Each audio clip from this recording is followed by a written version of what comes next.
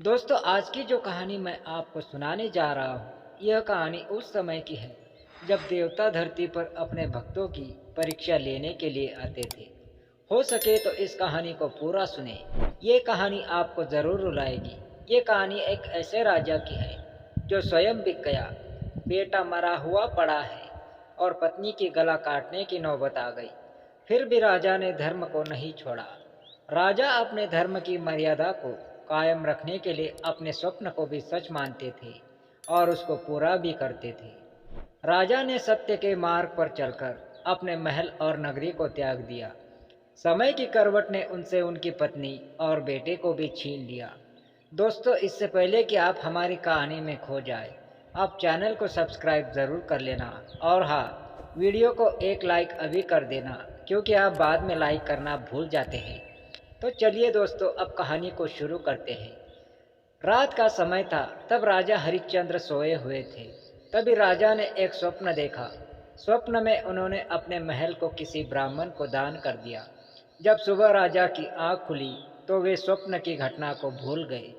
नित्य के काम निपटा कर राजा अपने दरबार में गए तो उस दिन उनसे मिलने 1100 ब्राह्मणों के साथ महर्षि विश्वामित्र भी आए। महर्षि विश्वामित्र के पैर धोकर राजा ने उनका स्वागत किया। तभी राजा को अपने स्वप्न की घटना याद आ गई।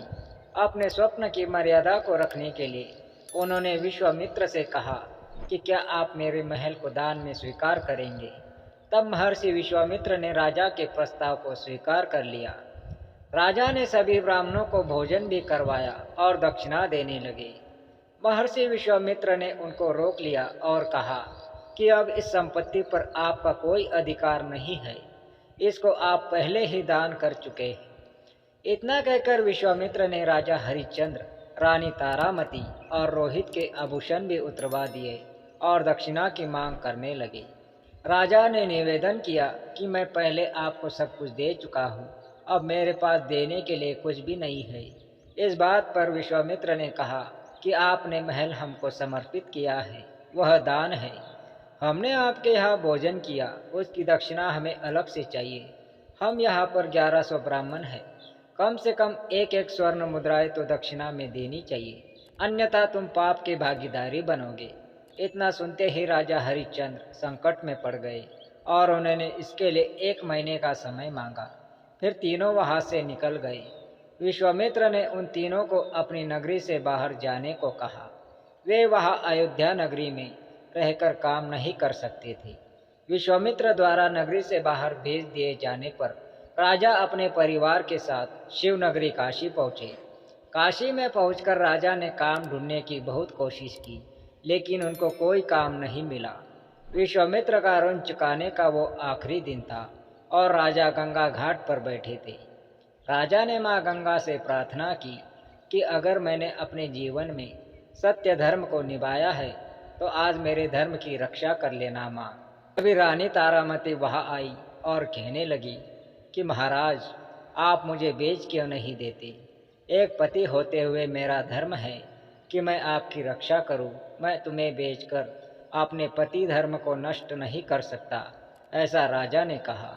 रानी तारा ने अपने पति के धर्म की रक्षा के लिए खुद को बेचने का निश्चय किया और काशी के बाजार में जाकर खड़ी हो गई।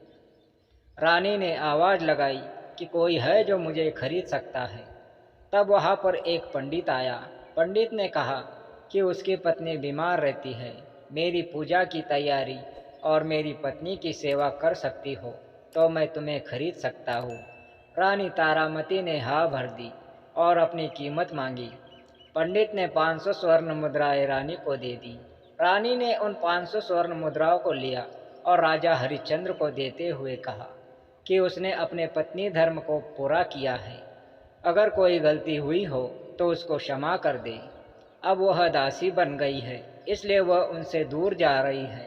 इतने में वह पंडित तारामती को दर्दनाक स्थिति से बालों को पकड़कर घसीटता हुआ लेकर गया। राजा ने अपनी आंखों को बंद कर लिया।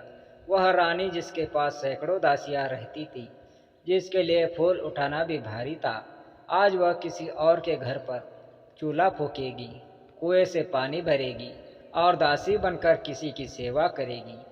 रोहित ने अपनी माँ को दूर जाता देख वह उनसे जाकर लिपट गया। पंडित ने उसको दूर जाने को कहा। तब राजा ने कहा कि एक बच्चे को उसकी माँ से दूर मत कीजिए, आप इसको भी अपने साथ लेकर चले जाइए। पंडित ने रानी तारामती पर दया खाकर 100 स्वर्ण मुद्राएं देकर उसको भी खरीद लिया। ऋषि विश्वामित्र के वचन के अनुसार अभी 500 स्वर्ण मुद्राएं कम पड़ रही थी। राजा हरिश्चंद्र ने खुद को बेचने का निश्चय किया। काशी के बाजार में हरिश्चंद्र ने खुद की बोली लगाई। वहां आता हुआ एक चंडाल ने 500 स्वर्ण मुद्राओं में राजा को खरीद लिया। 1100 स्वर्ण मुद्राएं पूरी होने पर विश्वामित्र के ऋण से मुक्त होकर राजा शमशान घाट पहुंच गए।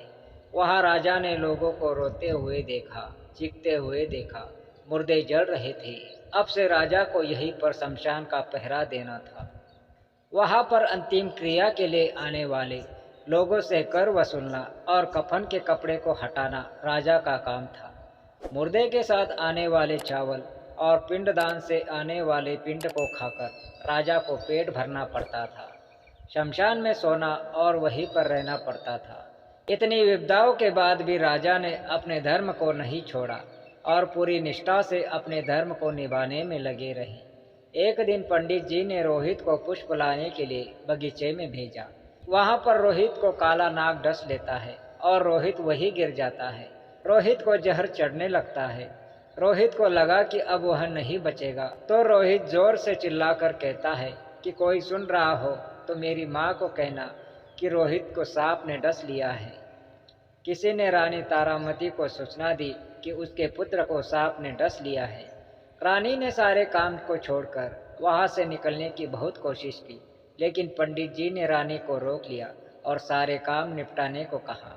रानी तारामती का दुर्भाग्य देखिए, बेटा मरा हुआ पड़ा है और वह उसके पास भी नहीं जा सकती। जब पंडित जी सो गए तब रानी दौड़कर बगीचे की तरफ गई। रानी ने रोहित को देखकर रोने की कोशिश की, लेकिन गांव वालों के डर से वह खुलकर रो भी नहीं सकी। अपने बेटे के अंतिम संस्कार के लिए वहाँ कोई रोने वाला भी नहीं था। रानी तारामती ने अपने साड़ी के पल्लू को फाड़ा और रोहित के शव को ढका। रानी ने रोहित को गोद में उठाया और वहाँ से शमशान की तरफ निकल गई। शमशान में प्रवेश करते ही रानी तारा फूट फूट कर रोने लगी। रानी की आवाज़ को सुनकर राजा की नींद खुल गई और उठकर बोले कि कौन है। राजा हरिश्चंद्र के सर पर काला कपड़ा और हाथ में एक लकड़ी थी। शमशान की चिताओं की आग से राजा बिल्कुल काले और भद्र हो गए थे। रानी ने उनको नहीं पहचाना और कहा, मैं रानी तारामती हूँ और यह मेरा बेटा है जिसको सांप ने डस लिया है। इसके अंतिम संस्कार के लिए मैं आई हूँ। राजा हरिश्चंद्र ने जैसे ही यह नाम सुना उनको कुछ कुछ याद आने लगा और कहने लगे, क्या तुम उसी दुर्भाग्यशाली राजा की पत्नी हो जो अपने पति और पिता होने के धर्म को नहीं निभा सका। रानी ने राजा की तरफ देखा तो वह अपने दुख को भूलकर उनके चरणों में गिर पड़ी और जोर जोर से रोने लगी।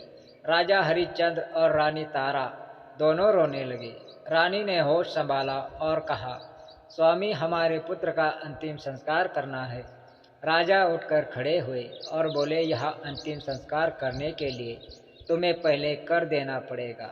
रानी ने कहा, मेरे पास देने के लिए कुछ भी नहीं है।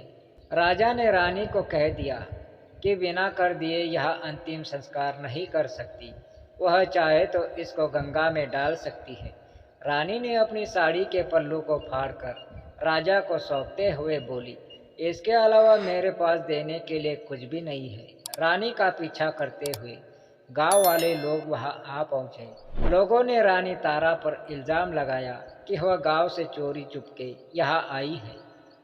चंडाल राजा को तलवार थमाते हुए बोला, इसकी गर्दन काट दो।